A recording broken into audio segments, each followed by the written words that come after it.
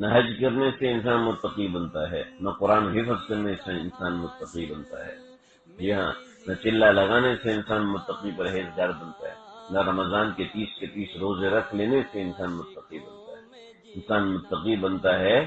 انسان متقی بنتا ہے استقامت علی التقوی پر، جب وہ اللہ کو ناراض نہ کرے، جب وہ اپنی اصلاح کی فکر رکھے تو وہ متقی بنتا ہے۔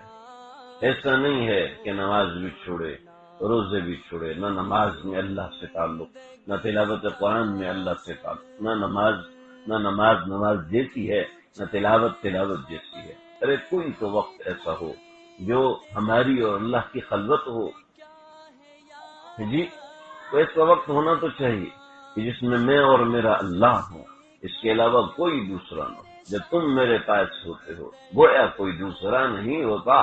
مجھے کچھ خبر نہیں تھی تیرا درد کیا ہے یار